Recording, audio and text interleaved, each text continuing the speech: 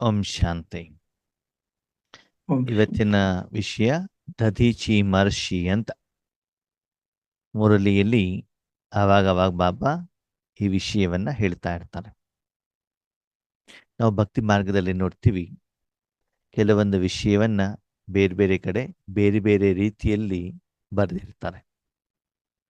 ಬಾಬಾನು ಕೂಡ ಹೇಳ್ತಾರಲ್ವಾ, ಭಗವದ್ಗೀತೆಯನ್ನು ಕೂಡ ಇವತ್ತು ನಾವೇನು ಓದ್ತೀವಿ ಅದು ಸಾಂಬಾರಿನಲ್ಲೂ ಉಪ್ಪು ಇರುವಷ್ಟು ಮಾತ್ರ ಸತ್ಯ ಇದೆ, ಉಳಿದಿದೆಲ್ಲ ಮಿಕ್ಸಿಂಗ್ ಆಗಿಬಿಟ್ಟಿದೆ ಅಂತ ಹೇಳ್ತಾರೆ. ಹಾಗೆ ದಧೀಚಿ ಮಹರ್ಷಿಯ ವಿಷಯದಲ್ಲೂ ಕೂಡ ಬೇರೆ ಬೇರೆ ಕಡೆ ಬೇರೆ ಬೇರೆ ವಿಷಯವನ್ನ ಬರೆದಿರಬಹುದು. ಆದರೆ ಮುಖ್ಯವಾಗಿ ನಾವು ಅದರಿಂದ ತೆಗೆದುಕೊಳ್ಬೇಕಾಗಿರುವಂಥ ಸಾರ ಏನು? ಹೆಚ್ಚಿನ ರೂಪದಲ್ಲಿ ಭಕ್ತಿಯಲ್ಲಿ ಕೆಲವೊಂದು ನಡೆದಿರುವಂಥ ಘಟನೆಗಳಿರ್ತವೆ, ಕೆಲವೊಂದು ಬರೆದಿರೋದಿರ್ತದೆ. ವಿಶೇಷವಾಗಿ ಸಂಗಮ ಯುಗದಲ್ಲಿ ನಾವು ಭಗವಂತನ ಜೊತೆಗೆ ಯಾವ ಕರ್ಮವನ್ನು ಮಾಡಿದೀವೋ ಅದನ್ನೇ ನಾವು ಬಾಬನ ಮಕ್ಕಳೇನೆ ಅಲ್ಲಿ ಕವಿಯಾಗಿ ಏನು ಮಾಡಿದಿರ್ತದೆ, ಬರೆದಿದ್ದಿರತ್ತೆ. ಸರಿ, ದಧೀಚಿ ಮಹರ್ಷಿ ಅಂತಂದು ಯಾರು? ಒಂದು ಒಳ್ಳೆಯ ಯೋಗಿ, ಒಳ್ಳೆಯ ತಪಸ್ವಿ. ಅವರು ತಪಸ್ಸನ್ನ ಮಾಡಿ ಮಾಡಿ ಮಾಡಿ ತಮ್ಮ ಶರೀರವನ್ನ ವಜ್ರಕಾಯವನ್ನಾಗಿ ಮಾಡಿಕೊಂಡಿರ್ತಾರೆ. ಅಂದರೆ ತಮ್ಮ ತನು ಮನ ಧನವನ್ನ ಸಂಪೂರ್ಣವಾಗಿ ಈಶ್ವರನ ಕಾರ್ಯಕ್ಕೆ ಸಮರ್ಪಣೆ ಮಾಡಿರ್ತಾರೆ. ಒಂದ್ಸಲ ಸುರ ಮತ್ತು ಅಸುರ ನಡುವೆ ಯುದ್ಧ ನಡೆಯುತ್ತೆ. ಅದರಲ್ಲಿ ಅಸುರರಿಗೆ ವಿಜಯವಾಗ್ತದೆ. ಅದರ ಮೊದಲು ಒಬ್ಬ ರಾಕ್ಷಸ ತಪಸ್ಸನ್ನ ಮಾಡಿ ವಿಷ್ಣುವಿನಿಂದ ಒಂದು ವರವನ್ನ ಪಡ್ಕೊಂಡಿರ್ತಾರೆ. ನನಗೆ ಯಾವುದೇ ಲೋಹದ ಆಯುಧದಿಂದ ಸಾವು ಬರಬಾರದು ಅಂತ. ಲೋಹದ ಯಾವುದೇ ಆಯುಧದಿಂದ ಸಾವು ಬರಬಾರದು. ವಿಷ್ಣು ತಥಾಸ್ತು ಅಂತ ಹೇಳಿರ್ತಾರೆ. ಈಗ ತನಗೆ ಸಾವಿಲ್ಲ ಹೇಳುವಂಥ ಒಂದು ಅಹಂಕಾರದಿಂದ ದೇವತೆಗಳ ಮೇಲೆ ಯುದ್ಧವನ್ನ ಮಾಡಿ ದೇವತೆಗಳ ಮೇಲೆ ಜಯವನ್ನ ಪ್ರಾಪ್ತಿ ಮಾಡಿ ರಾಜ್ಯಭಾರವನ್ನ ಮಾಡ್ತಾ ಇರ್ತಾರೆ. ಆವಾಗ ದೇವತೆಗಳ ರಾಜ ಯಾರು? ಇಂದ್ರ. ಇಂದ್ರನ ಅಲ್ಲಿಂದ ಓಡಿಸಿಬಿಡ್ತಾರೆ. ದೇವತೆಗಳಿಗೆ ಕಷ್ಟ ಬರುತ್ತೆ. ಅವಾಗ ಏನ್ ಮಾಡೋದು? ವಿಷ್ಣು ಹತ್ರ ಹೋಗ್ಬಿಟ್ಟು ಕೇಳ್ತಾರೆ, ಇದಕ್ಕೆ ಸಮಾಧಾನ ಏನು, ಪರಿಹಾರ ಏನು? ಅವಾಗ ಅವ್ರು ಹೇಳ್ತಾರೆ, ದಧೀಚಿ ಮಹರ್ಷಿ ಅಂತ ತಪಸ್ಸು ಮಾಡ್ತಾ ಇದ್ದಾರೆ. ಅವರ ಬೆನ್ನಿನ ಮೂಳೆಯಿಂದ ವಜ್ರಾಯುಧವನ್ನು ರೆಡಿ ಮಾಡಿ ಆವಾಗ ಅದನ್ನು ಆ ರಾಕ್ಷಸನ ಮೇಲೆ ನೀವು ಉಪಯೋಗ ಮಾಡಿದಾಗ ಅವನ ಸಾವು ಬರುತ್ತೆ ಅಂತ ಹೇಳ್ತಾರೆ. ಆವಾಗ ಆ ವಿಷಯವನ್ನ ಬಂದ್ಬಿಟ್ಟು ಇಂದ್ರ ದಧೀಚಿ ಮಹರ್ಷಿಗೆ ಹೇಳ್ತಾರೆ. ಹೇಳಿದಾಗ ದಧೀಚಿ ಮಹರ್ಷಿ ತಪಸ್ಸನ್ನು ಮಾಡ್ತಾ ಮಾಡ್ತಾ ನಮ್ಮ ಶರೀರವನ್ನ ತ್ಯಾಗ ಮಾಡ್ತಾರೆ. ಆ ಸಮಯದಲ್ಲಿ ಕಾಮಧೇನು ಬರುತ್ತೆ. ಇವಾಗ ಹೇಗೆ ರವಿಯಣ್ಣ ಹೇಳಿದ್ದಾರೆ, ಬಂದಾಗ ಅದು ಟಚ್ ಮಾಡಿದ ತಕ್ಷಣದಲ್ಲಿ ಶರೀರ ಬೇರೆ ಆಗತ್ತೆ ಮತ್ತು ಶರೀರದ ಮಾಂಸಗಳ ಮೂಳೆಗಳು ಬೇರೆ ಆಗ್ತವೆ. ಆ ಮೂಳೆಗಳಿಂದ ಆಯುಧ ರೆಡಿ ಆಗತ್ತೆ. ಅದರಿಂದ ಆ ಒಂದು ರಾಕ್ಷಸನ ಸಂಹಾರವಾಗತ್ತೆ. ಮತ್ತು ಇಂದ್ರನ ಕೈಯಲ್ಲಿ ಸದಾಕಾಲ ಆ ವಜ್ರಾಯುಧ ಒಂದು ಸಾಧನವಾಗಿ ಇರತ್ತೆ ಹೇಳುವಂಥದ್ದು ಇದು ಕಥೆ. ಈಗ ಆಧ್ಯಾತ್ಮಿಕವಾಗಿ ಮೂಲವಾಗಿ ನಾವಿದನ್ನು ತಿಳ್ಕೊಳ್ಬೇಕಾಗಿರುವಂಥದ್ದು ಏನು? ಆದ್ಮೇಲೆ ಸತ್ಯಯುಗ ತ್ರೇತಾಯುಗ ದೇವತಾ ರಾಜ್ಯವಾಗಿತ್ತು. ಆಮೇಲೆ ನಿಧಾನಕ್ಕೆ ದ್ವಾಪರ ಯುಗದಿಂದ ಏನಾಯ್ತು, ರಾಕ್ಷಸರ ರಾಜ್ಯ ಹೇಳುವಂಥದ್ದು ಆರಂಭ ಆಯಿತು. ಇವಾಗ ಅದನ್ನು ಪರಿವರ್ತನೆ ಮಾಡಬೇಕಲ್ವಾ? ಈಗ ಅವರ ರಾಜ್ಯ ಬಂದ್ಬಿಟ್ಟಿದೆ. ಈಗ ಭಗವಂತ ಇದನ್ನ ಪರಿವರ್ತನೆ ಮಾಡಲಿಕ್ಕೆ ಬಂದಿದ್ದಾರೆ. ಬಂದಾಗ ಆ ರಾಕ್ಷಸನ್ನ ಸಂಹಾರ ಮಾಡಲಿಕ್ಕೆ ಒಂದು ಸಾಧನ ಬೇಕಲ್ವಾ? ಸಾಧನ ಯಾರು? ಆ ಸಾಧನ ನಾವೇ. ಹೇಗೆ ಬ್ರಹ್ಮ ಬಾಬಾರವರು ತಮ್ಮ ತನುಮನ ಧನವನ್ನ ಭಗವಂತನಿಗೆ ಕೊಟ್ಟುಬಿಟ್ಟಿದ್ದಾರೆ, ಕೊಟ್ಬಿಟ್ಟು ಸಾಧನೆಯನ್ನ ಮಾಡಿದ್ರು. ಅವರ ಒಂದು ಶರೀರವನ್ನು ಕೂಡ ಇವತ್ತು ಶಾಂತಿ ಸ್ತಂಭದಲ್ಲಿ ಇಟ್ಬಿಟ್ಟು ಅದರಿಂದ ಅಲ್ಲಿ ಹೋದಾಗಲೂ ಕೂಡ ಏನಾಗತ್ತೆ, ನಮಗೆ ಯೋಗದ ವೈಬ್ರೇಷನ್ನಿನ ಅನುಭವ ಹೇಳುವಂಥದ್ದು ಆಗತ್ತೆ.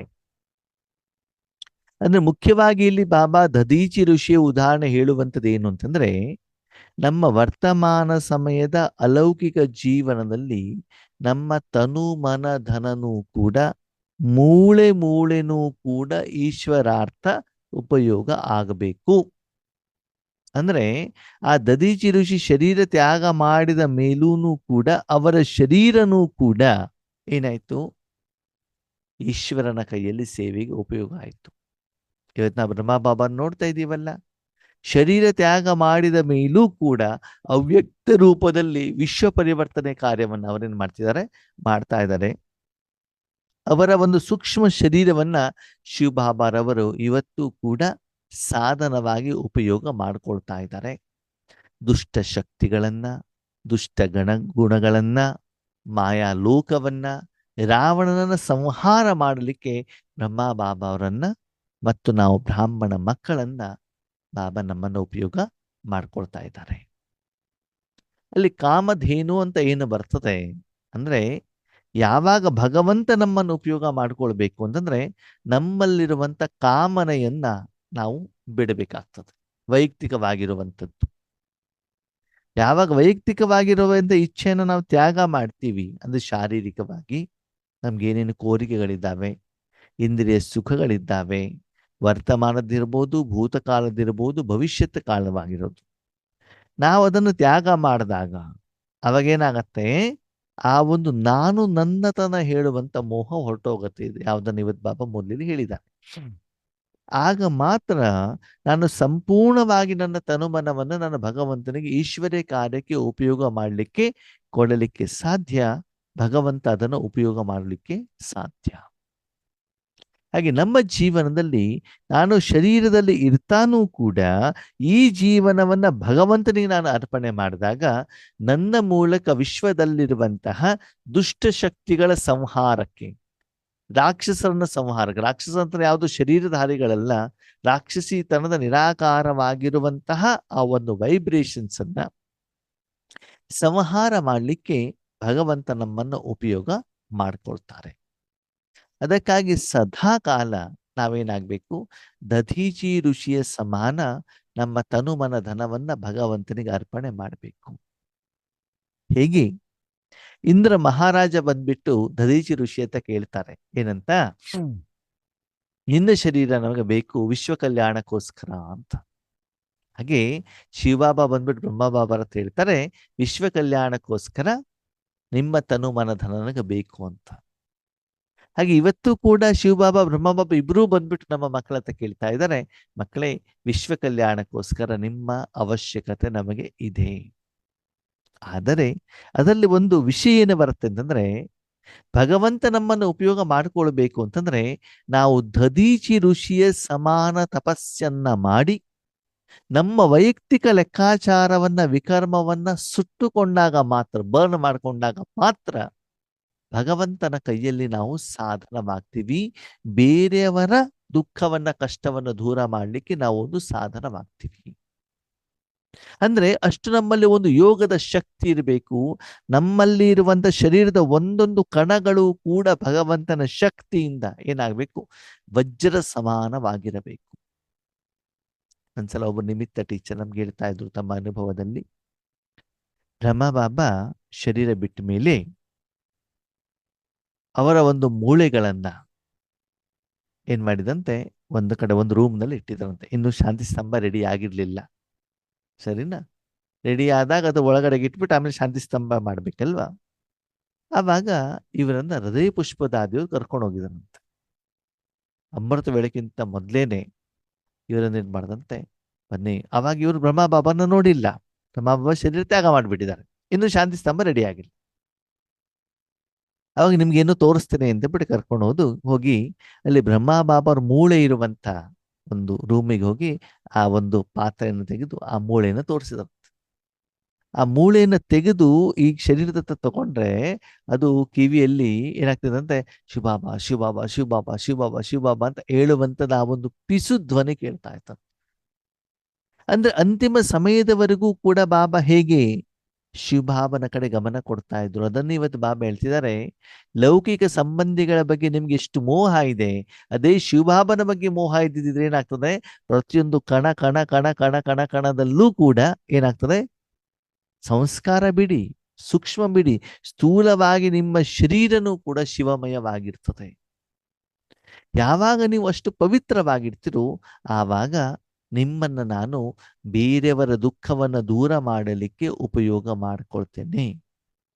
ಅಂದರೆ ಯಾರು ತನ್ನ ವರ್ತಮಾನ ಸಮಯದ ಸಂಗಮ ಯುಗದ ಜೀವನವನ್ನ ದಧೀಚಿ ಋಷಿಯ ಸಮಾನ ಮೂಳೆಯನ್ನು ಕೂಡ ಸವಿಸ್ತಾರೆ. ಮೂಳೆ ಸವಿಸ್ತಾರೆ ಅಂದ್ರೆ ಮೂಳೆ ತಗೊಂಡ್ಬಿಟ್ಟು ಕಲ್ಲಿಗೆ ಹಾಕ್ಬಿಟ್ಟು ಉಜ್ಜೋದಲ್ಲ, ಅದು ಸವಿಸೋದಲ್ಲ.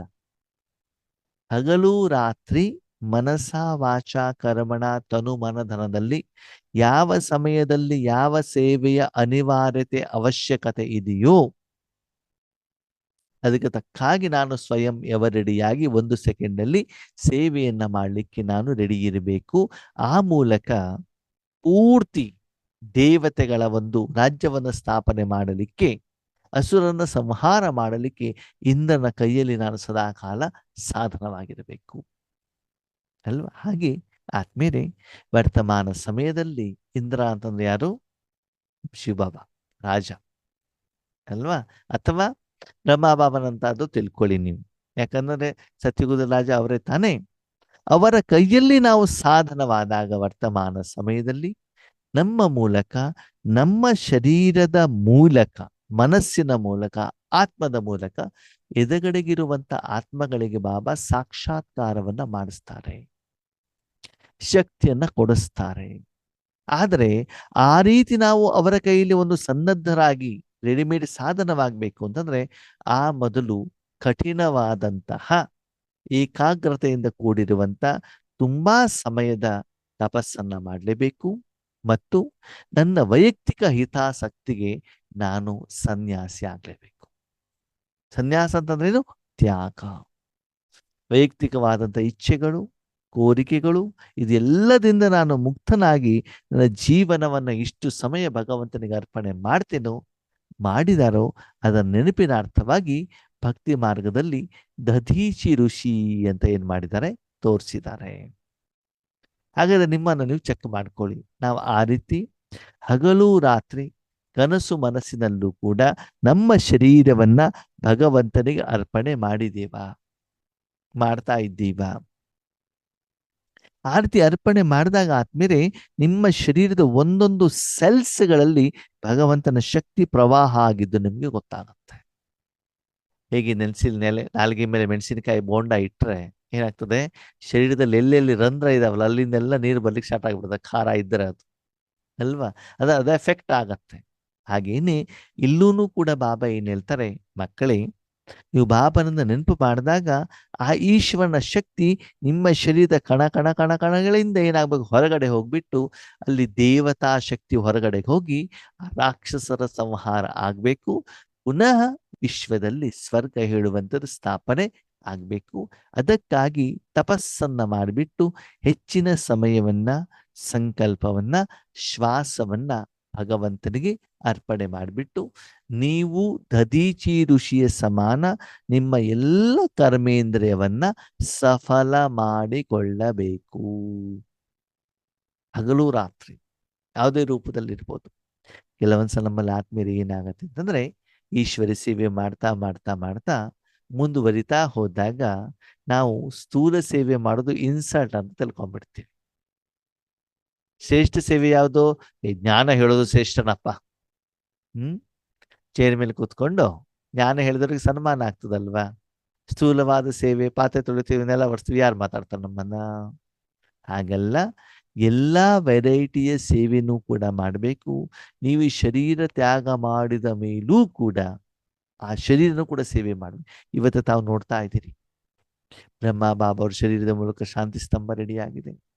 ಪ್ರಕಾಶ್ ಮಣಿ ದಾದಿ, ಗುಲ್ಜಾರ್ ದಾದಿ, ಜಾನಕಿ ದಾದಿಯವರ ಶರೀರವನ್ನು ಕೂಡ ಒಂದು ಏನ್ ಮಾಡಿದ್ದಾರೆ, ಸ್ತಂಭವನ್ನ ಮಾಡಿಬಿಟ್ಟು ಅದರ ಎದುರುಗಡೆಗೆ ಜನ ಹೋಗ್ಬಿಟ್ಟು ತಪಸ್ಸನ್ನ ಮಾಡ್ತಾರೆ. ಕಾರಣ, ತಮ್ಮ ಜೀವಿತಾವಧಿಯಲ್ಲಿ ತಮ್ಮ ತನುವನ್ನ ಅಷ್ಟು ಸಮಯ ಈಶ್ವರೀಯ ಯಜ್ಞಕ್ಕೋಸ್ಕರ ಅವರು ಸಮರ್ಪಣೆ ಮಾಡಿದ್ದಾರೆ, ಮನಸ್ಸನ್ನು ಕೂಡ ಸಮರ್ಪಣೆ ಮಾಡಿದ್ದಾರೆ. ಅದಕ್ಕಾಗಿ ನೆನಪಿನ ಅರ್ಥವಾಗಿ ಏನಾಗ್ತದೆ, ಅವರು ಆ ಒಂದು ಏನ್ ಮಾಡಿದ್ದಾರೆ, ಸ್ತಂಭಗಳನ್ನು ಮಾಡಿಬಿಟ್ಟು ನೆನಪಿನ ಅರ್ಥವಾಗಿ ಇವತ್ತು ಶಾಂತಿ ಯಾವುದಲ್ಲಿ ನಮ್ಮ ಶಾಂತಿವನದಲ್ಲಿ ಇಟ್ಟಿದ್ದಾರೆ ಅಲ್ವಾ. ಹಾಗೆ ಆ ಒಂದು ಉದಾಹರಣೆಯನ್ನ ನಾವು ನೋಡ್ತಾ ಇದ್ದೀವಿ. ನಮ್ಮ ಜೀವನವನ್ನ ಭಗವಂತನ ಕೈಯಲ್ಲಿ ಕೊಡೋದರ ಮೂಲಕ ದುಷ್ಟ ಸಂಹಾರಕ್ಕೆ ನಾವು ಏನಾಗಬೇಕು, ಒಂದು ಕಾರಣೀಕರ್ತವಾಗಬೇಕು. ಅಂದ್ರೆ ಎಲ್ಲಾ ವೆರೈಟೀಸ್, ವಿಶೇಷವಾಗಿ ದದೀಚಿ ಋಷಿ ಅಂತ ಬಾಬಾ ಹೇಳುವಂಥದ್ದು ಸ್ಥೂಲ ಸೇವೆಯ ಬಗ್ಗೆ. ನಮ್ಮ ಮೂಳೆ ಮೂಳೆನೂ ಕೂಡ ಏನಾಗಬೇಕು, ಸವಿಬೇಕು. ಆ ರೀತಿ ಶರೀರ ನಮ್ದು ಏನಾಗಬೇಕು, ಅದರಲ್ಲಿ ಉಪಯೋಗ ಆಗಬೇಕು. ಹಾಗಂದ್ರೆ ಬರೀ ಸ್ಥೂಲ ಸೇವೆನೂ ಅಲ್ಲ, ಅದರಲ್ಲಿ ತಪಸ್ಸು ಕೂಡ ಏನಾಗಿರಬೇಕು, ಸಮಾವೇಶವಾಗಿರಬೇಕು. ನಮ್ಮ ವೈಯಕ್ತಿಕ ಜೀವನ ನೋಡಿ, ದದೀಚಿ ಮಹರ್ಷಿ ಏನ್ ಮಾಡ್ತಾರೆ, ಅವರ ವೈಯಕ್ತಿಕ ಜೀವನ ಇದ್ರೂ ಕೂಡ ವಿಶ್ವ ಕಲ್ಯಾಣಕ್ಕೋಸ್ಕರ ತಮ್ಮ ಶರೀರವನ್ನ ಇಂದ್ರ ಬಂದ ಕೇಳಿದ ತಕ್ಷಣದಲ್ಲಿ ಅವರಿಗೆ ಸಮರ್ಪಣೆ ಮಾಡಿಬಿಡ್ತಾರೆ. ತಮ್ಮ ವೈಯಕ್ತಿಕ ಹಿತಾಸಕ್ತಿಯನ್ನ ಪಕ್ಕದಲ್ಲಿಡ್ತಾರೆ. ಹಾಗೆ ನಮ್ಮಲ್ಲೂ ಕೂಡ ವೈಯಕ್ತಿಕವಾಗಿರುವಂತ ನನ್ನ ಕುಟುಂಬ, ನನ್ನ ಪರಿವಾರ, ನಾಲಿಗೆ ರುಚಿ, ಕಣ್ಣಿಂದ ಊರು ಸುತ್ತೋದು, ಗಾಯನವನ್ನ ಕೇಳುವಂಥದ್ದು, ಈ ವೈಯಕ್ತಿಕ ಹಿತಾಸಕ್ತಿಯನ್ನ ಬದಿಗೊತ್ತಿ ನಮ್ಮ ಜೀವನವನ್ನ ಆ ಭಗವಂತನಿಗೆ ಅರ್ಪಣೆ ಮಾಡುವಂಥದ್ದು. ದದೀಚಿ ಋಷಿ ಅಂತಂದ್ರೆ ಅವರು ಶರೀರ ಬಿಟ್ಬಿಟ್ಟು ಅಂತ ನಾವು ಶರೀರ ಬಿಟ್ಬಿಟ್ಟು ಬಾಬಾ ಉಪಯೋಗ ಮಾಡ್ಕೊಳ್ಳಿ ಅಂತ ಬಿಟ್ಟು ಹಾಗಲ್ಲ. ಶರೀರದ ಒಳಗಡೆಗಿದ್ದೂನು ಕೂಡ ನಾವೇನ್ ಮಾಡಬೇಕು, ಸತ್ತು ಹೋಗ್ಬೇಕು. ಜೀತೇಜಿ ಮರಣ ಅಂತ ಹೇಳ್ತಾರೆ ಬಾಬಾ.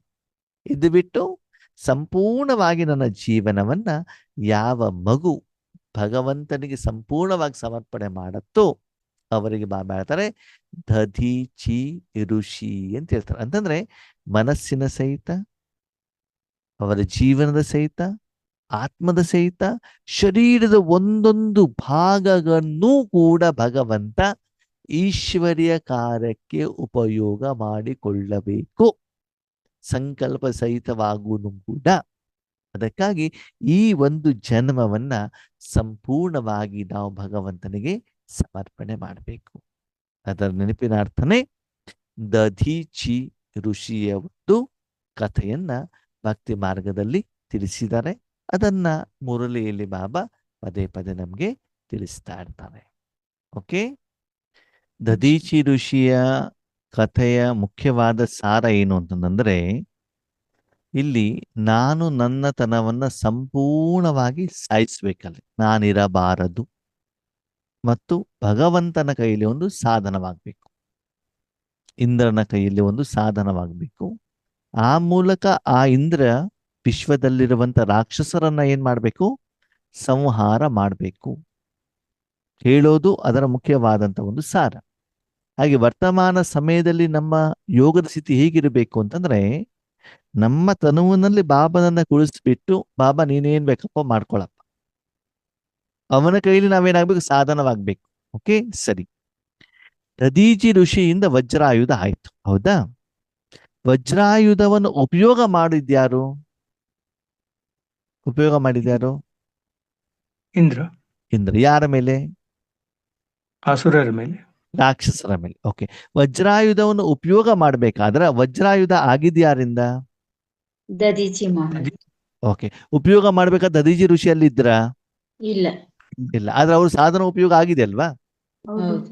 ಹಾಗೆ ನಿಮ್ಮ ತನುಮನವನ್ನ ಉಪಯೋಗ ಮಾಡ್ಬೇಕಾದ್ರೆ ನೀವಲ್ಲಿ ಇರಬಾರ್ದು. ಯಾರಿರ್ಬೇಕು? ಬಾಬಾ. ನಾವಲ್ಲಿ ಇರಬಾರ್ದು, ಸುಸೈಡ್ ಮಾಡ್ಕೊಳ್ಳೋದಲ್ಲ ಮತ್ತೆ. ತಪ್ಪು ತಿಳ್ಕೊಂಡ್ಬಿಡ್ಬಿಟ್ಟು. ಅಂದ್ರೆ ಆ ಸಮಯದಲ್ಲಿ ನಾವಿರಬಾರ್ದು. ನಾವು ಗುಲ್ಜಾರ್ದಾರಿ ಶರೀರದಲ್ಲಿ ನೋಡಿದೀವಲ್ಲ, ಬಾಬ್ದಾದ ಬಂದಾಗ ಗುಲ್ಜಾರ್ದಾದಿಯವರಿಗೆ ಬಾಬ್ದಾದ ಏನ್ ಮಾಡ್ತಾರೆ ಗೊತ್ತೇ ಇರ್ಲಿಲ್ವಲ್ಲ. ಹಾಗೆ ಇಲ್ಲೂ ಕೂಡ ನಮ್ಮ ಜೀವನ ಹೇಗಿರಬೇಕು ಅಂತಂದ್ರೆ, ಸಂಪೂರ್ಣವಾಗಿ ಜ್ಞಾತ ಆಗಿ ಎಚ್ಚರಾವಸ್ಥೆಯಲ್ಲಿದ್ದು ಗೊತ್ತಿದ್ದು ನಾವೇನ್ ಮಾಡ್ಬೇಕಾಗುತ್ತೆ, ತಪಸ್ಸಿನ ಸ್ವರೂಪದಲ್ಲಿ. ದಧೀಚಿ ಮಹರ್ಷಿ ಅಂತ ಯಾಕೆ ಹೇಳ್ತಾರ ಅಂತಂದ್ರೆ, ಮಹರ್ಷಿಗಳು ಏನ್ ಮಾಡ್ತಿರ್ತಾರೆ, ತಪಸ್ಸು ಮಾಡ್ತಾ ಇರ್ತಾರಲ್ವಾ, ಆ ಸ್ಟೇಜು ತಪಸ್ಸಿನ ಸಮಯದಲ್ಲೇ ಬರಬೇಕಾಗ್ತದೆ. ಯಾಕಂದ್ರೆ ಎಚ್ಚರ ಅವಸ್ಥೆಯಲ್ಲಿ ಕರ್ಮ ಕ್ಷೇತ್ರದಲ್ಲೇ ನಮಗೆ ನಮ್ಮ ಮನ ಬುದ್ಧಿ ಬೇಕಾಗ್ತದೆ ಕರ್ಮ ಮಾಡ್ಲಿಕ್ಕೆ ಅಲ್ವಾ. ಅದೇ ನಾವು ತಪಸ್ಸು ಮಾಡ್ಬೇಕಾದ್ರೆ ನಾವು ಸಂಪೂರ್ಣವಾಗಿ ಏನ್ ಮಾಡ್ಬೋದು, ನಮ್ಮ ಮನ ಬುದ್ಧಿನ ಯಾರಿಗೆ ಅರ್ಪಣೆ ಮಾಡ್ಬೋದು? ಪರಮಾತ್ಮನಿಗೆ ಅಲ್ವಾ. ಶಾರೀರಿಕವಾಗಿ ನಾವು ಎಲ್ಲದಿಂದ ಪ್ರಪಂಚದಿಂದ ಡಿಟ್ಯಾಚ್ ಆಗಿರ್ತೀವಿ ಅಲ್ವಾ. ಅದಕ್ಕಾಗಿ ಈಗ ನಾವೇನ್ ಮಾಡ್ಬೇಕು, ನಮ್ಮ ಜೀವನವನ್ನು ಸಂಪೂರ್ಣವಾಗಿ ಈಶ್ವರನ ಕೈಯಲ್ಲಿ, ಬ್ರಹ್ಮ ಬಾಬಾ ಅವರ ಕೈಯಲ್ಲಿ ದುಷ್ಟ ಸಂಹಾರಕ್ಕೋಸ್ಕರ ಕೊಟ್ಬಿಟ್ಟು ಅವರದನ್ನ ಉಪಯೋಗ ಮಾಡಬೇಕು. ಅಲ್ಲಿ ನಾನು ಮಾತ್ರ ಇರಬಾರದು, ಆತ ನನ್ನ ಸಾಧನ ಇರಬೇಕು. ತನು ಮನ ಧನ ಇರಬೇಕು. ಅದ್ಯಾರಿರಬಾರ್ದು? ನಾನು ಅಂತ ಹೊರಗಡೆ ಬಂದ್ರಾಯ್ತು. ಅರ್ಥ ಆಯ್ತೋ ಅರ್ಥ ಆಗಿಲ್ವೋ? ಅರ್ಥ ಆಯ್ತಣ್ಣವ್ರೆ. ಯೋಗೇಶ್ ಅನ್ನೋ ಒಂದು ಮನೆ ಇದೆ ಅಂತ ತಿಳ್ಕೊಳ್ಳಿ. ಅಲ್ಲಿ ಕಾರ್ ಇದೆ, ಎಲ್ಲಾನು ಕೂಡ ಇದೆ. ಓಕೆನಾ? ಆ ಮನೆ ಏನಾಗ್ತದೆ ಅಂತಂದ್ರೆ, ಅಲ್ಲಿಂದ ನಾನು ಹೊರಗಡೆಗೆ ಬರ್ತೇನೆ, ಆ ಮನೆ ಕೃಷ್ಣಣ್ಣ ಹೋಗ್ತಾರೆ. ಯಾರು ಹೋಗ್ತಾರೆ? ಕೃಷ್ಣಣ್ಣ. ಆವಾಗ ಅಲ್ಲಿರೋ ಮಾವಿನ ಹಣ್ಣು ಯಾರು ತಿಂತಾರೆ? ಕಾರ್ ಯಾರು ಓಡಿಸ್ತಾರೆ? ಕೃಷ್ಣನ್. ಅಲ್ಲಿರುವಂತ ಸಾಧನವನ್ನು ಅವರು ಉಪಯೋಗ ಮಾಡ್ಕೊಳ್ತಾರೆ. ನಾನು ಅಲ್ಲಿ ಇಲ್ವೇ ಇಲ್ಲ, ಅವ್ರಿಗೆ ಫುಲ್ ಪರ್ಮಿಷನ್ ಕೊಟ್ಟು ಬಿಟ್ಟಿದ್ದೇನೆ. ಅವ್ರು ಏನು ಮಾಡಿದಾರಂತನೂ ಕೂಡ ನನಗೆ ಗೊತ್ತಿಲ್ಲ. ಹಾಗೆ ನಮ್ಮ ಯೋಗದ ಸ್ಥಿತಿ ಆ ರೀತಿ ಆಗ್ಬೇಕು. ಸಂಪೂರ್ಣ ಸಮರ್ಪಣಮಯ ಒಂದು. ಎರಡನೇದು, ಅದನ್ನು ಸಂಪೂರ್ಣವಾಗಿ ಭಗವಂತ ಉಪಯೋಗ ಮಾಡಬೇಕು. ಕೆಲವೊಂದ್ಸಲ ಆತ್ಮೀಯರೇ, ನಮ್ಮ ಮನಬುದ್ಧಿಯನ್ನ ಭಗವಂತನಿಗೆ ಕೊಡ್ತೀವಿ, ಅದು ಭಗವಂತ ಉಪಯೋಗ ಮಾಡ್ಕೊಳ್ಳಲ್ಲ ಅಂತ ಹೆಂಗ್ ಗೊತ್ತಾಗತ್ತೆ? ಉಪಯೋಗ ಮಾಡ್ಕೊಂಡಿದಾರೋ ಇಲ್ಲೋ ಅಂತ ಹೆಂಗ್ ಗೊತ್ತಾಗತ್ತೆ? ನಮ್ಮ ಸ್ಥಿತಿ ಆ ಸಮಯದಲ್ಲಿ ನಿಮ್ಮ ಮೂಲಕ ಸಪ್ತ ಗುಣಗಳ ಹೊರಗಡೆ ಹೋಗ್ತಾ ಇದ್ದಾವ ಅಂದ್ರೆ ಉಪಯೋಗ ಮಾಡ್ಕೊಳ್ತಿದ್ದಾರೆ ಅಂತ ಅರ್ಥ. ಎಷ್ಟೇ ಬಿಂದು ಹೇಳಿ, ಎಷ್ಟೇ ಸಂಗಮ ಆಗ್ಲಿ, ಎಷ್ಟೇ ಒಳಗಡೆ ಹೋದ್ರು ಕೂಡ ನಿಮಗೆ ಶಾಂತಿ, ಸುಖ, ಸಂತೋಷ, ಆನಂದದ ಅನುಭವ ಆಗ್ತಾ ಇಲ್ಲ ಅಂತಂದ್ರೆ ಭಗವಂತ ನಿಮ್ಮನ್ನು ಇನ್ನು ಸ್ವೀಕಾರ ಮಾಡಿಲ್ಲ. ಹಾಸ್ಪಿಟ್ಲಿಗೆ ಹೋಗಿದ್ದೀರಿ, ನಿಮ್ಮಿನ್ನು ಡಾಕ್ಟರ್ ಒಳಗಡೆ ಕರ್ಕೊಂಡೇ ಇಲ್ಲ, ಹೊರಗಡೆ ವೇಟಿಂಗ್ ಅಲ್ಲಿ ಕೂತಿದ್ದೀರಾ ಅಷ್ಟೇ, ನಿಮ್ಗೆ ಟ್ರೀಟ್ಮೆಂಟ್ ನಡೀತಾ ಇಲ್ಲ. ನಿಮ್ಗೆ ಡ್ರಿಪ್ಸ್ ಹಾಕಿದಾಗ ಅವಾಗ ಏನಾಗತ್ತೆ, ಅದು ಒಳಗಡೆ ಹೋಗ್ತಾ ಇರ್ತಾರೆ, ನೋವೇನಾಗ್ತಾ ಇದೆ, ಕಡಿಮೆ ಆಗ್ತದೆ. ಹಾಸ್ಪಿಟ್ಲಿಗೆ ಹೋದ ತಕ್ಷಣದಲ್ಲಿ ಡಾಕ್ಟರ್ ಟ್ರೀಟ್ಮೆಂಟ್ ಮಾಡ್ತಾರೆ ಅಂತ ಯಾವ ಗ್ಯಾರಂಟಿ ಇಲ್ಲ. ಡಾಕ್ಟರ್ ಯಾರಿಗೆ ಟ್ರೀಟ್ಮೆಂಟ್ ಮಾಡ್ತಿರ್ತಾರೆ? ಬೇರೆ ಪೇಷಂಟ್ಸ್ ಮಾಡ್ತಾರೆ. ಬೇರೆ ಪೇಷಂಟ್ ಮಾಡ್ತಿರ್ತಾರೆ. ಸರಿ, ಬೇರೆ ಪೇಷಂಟ್ ತುಂಬಾ ಜನ ಇದ್ದಾರೆ, ನೀವು ಎಮರ್ಜೆನ್ಸಿ ಒಳಗಡೆ ಹೋದ್ರೆ ಫಸ್ಟ್ ಅವ್ರು ನಮ್ಗೆ ನಮ್ಗೆ ನೋಡಿ ಮಾಡ್ತಾರೆ. ನಿಮಗೆ ಮಾಡ್ತಾರೆ. ಹಾಗೆ ನೀವು ಹೆಂಗ್ ಹೋಗ್ಬೇಕು? ಎಮರ್ಜೆನ್ಸಿ ಎಮರ್ಜೆನ್ಸಿ ಹೋಗ್ಬೇಕು. ಎಮರ್ಜೆನ್ಸಿ ಅಂತಂದ್ರೆ ನನ್ನನ್ನು ಮೊದಲು ಟ್ರೀಟ್ಮೆಂಟ್ ಮಾಡಿ ಅಂತ ಹೇಳಿ ಬಾಬನ ಹೋಗ್ಬಿಟ್ಟು ಹೇಳ್ಬೇಕು. ಏನಂತ? ನನ್ನನ್ನು ಉಪಯೋಗ ಮಾಡಿ ಅಂತ ಹೇಳ್ಬೇಕು. ನಾವೇನ್ ಮಾಡ್ತೀವಿ? ನನಗೆ ಕೊಡಿ ಅಂತ ನಾವು ಬೇಡೋದಲ್ಲಿ ಹೋಗ್ತೀವಿ, ನನ್ನ ಉಪಯೋಗ ಮಾಡ್ಕೊಳ್ಳಿ ಅಂತ ನಾವು ಹೇಳೋದಿಲ್ಲ ಅಲ್ವಾ? ಅದಕ್ಕಾಗಿ ಬಾಬಾ ಏನ್ ಹೇಳ್ತಾರೆ, ದದೀಚಿ ಮಹರ್ಷಿ ಅಂತಂದ್ರೆ ಅಲ್ಲಿ ನೀವು ಸಂಪೂರ್ಣವಾಗಿ ಭಗವಂತನಿಗೆ ಸಮರ್ಪಣೆ ಆಗ್ಬೇಕು. ನೀವು ಅಲ್ಲಿ ಇರಕೂಡದು. ದದೀಚಿ ಮಹರ್ಷಿಯ ಶರೀರವನ್ನು ಉಪಯೋಗ ಮಾಡ್ಬೇಕಾದ್ರೆ ಹೇಗೆ ದದೀಚಿ ಮಹರ್ಷಿ ಅಲ್ಲಿ ಇರ್ಲಿಲ್ವೋ, ಅದು ಅವರ ಸಾಧನ ಇತ್ತು, ಹಾಗೆ ಇಲ್ಲಿ ಮನಸ್ಸು, ಬುದ್ಧಿ, ಸಂಸ್ಕಾರ, ತನು ಭಗವಂತನ ಕೈಯಲ್ಲಿ ಕೊಟ್ಟು ಬಿಡ್ಬೇಕು. ನೀವಿರಬಾರ್ದು ಅಂತ ನಿದ್ರೆ ಮಾಡೋದಲ್ಲ, ಗೊತ್ತಿರ್ಲಿ. ಜೀವಿಸಿದ್ದು ಮರಣಿಸಿದ್ದಂತೆ. ಜೀತೇಜಿ ಮರಣ ಅಂದ್ರೆ ನಿಮ್ಗೆ ಕೇವಲ ಸಪ್ತಗುಣ ಹೊರಗಡೆ ಹೋಗೋದು ಮಾತ್ರ ಗೊತ್ತಾಗ್ಬೇಕು ಹೊರತು ಎಲ್ಲಿ ಹೋಗ್ತಾ ಇದೆ, ಯಾರಿಗೆ ಹೋಗ್ತಾ ಇದೆ, ಯಾವ ಉದ್ದೇಶಕ್ಕೆ ಹೋಗ್ತಾ ಇದೆ, ಯಾವ ಪ್ರಮಾಣಕ್ಕೋಸ್ಕರ ಹೋಗ್ತಾ ಇದೆ, ಪಂಚತತ್ವಕ್ಕೆ ಹೋಗ್ತಾ ಇದೆಯೋ, ಆತ್ಮಗಳಿಗೆ ಹೋಗ್ತಾ ಇದೆಯೋ, ಮನುಷ್ಯಾತ್ಮರಿಗೆ ಹೋಗ್ತಿದೆಯೋ, ಲೌಕಿಕ ಪರಿವಾರಕ್ಕೆ ಹೋಗ್ತಾ, ಅಲೌಕಿಕ ಪರಿವಾರ, ಏನೂ ನಿಮ್ಗೆ ಏನಾಗಬಾರ್ದು, ಗೊತ್ತಾಗಬಾರ್ದು. ಹೇಗೆ ಗುಲ್ಜಾರ್ ದಾದಿನ ತಮ್ಮ ಅನುಭವದಲ್ಲಿ ಹೇಳ್ತಿದ್ರು, ನನಗೆ ಶಾಂತಿಯ ಅನುಭವ ಆಗತ್ತೆ ಬಿಟ್ಟರೆ ಬೇರೆ ಏನಾಗ್ತಿದೆ ಅಂತ ನನಗೆ ಆ ಸಮಯದಲ್ಲಿ ಗೊತ್ತಾಗ್ತಿಲ್ಲ. ಹಾಗೆ ನಾವು ಸಂಪೂರ್ಣವಾಗಿ ನಮ್ಮ ಮನಸ್ಸನ್ನು ಯಾರಿಗೆ ಅರ್ಪಣೆ ಮಾಡಬೇಕು? ಪರಮಾತ್ಮನಿಗೆ. ಆ ಸ್ಟೇಜಿಗೆ ಹೇಳಲಾಗತ್ತೆ, ಅದು ಲೌಕಿಕದಲ್ಲಿ ದದೀಚಿ ಮಹರ್ಷಿ. ಓಕೆ, ಕ್ಲಿಯರ್ ಆಯ್ತಾ? ಓಕೆ, ಓಂ ಶಾಂತಿ.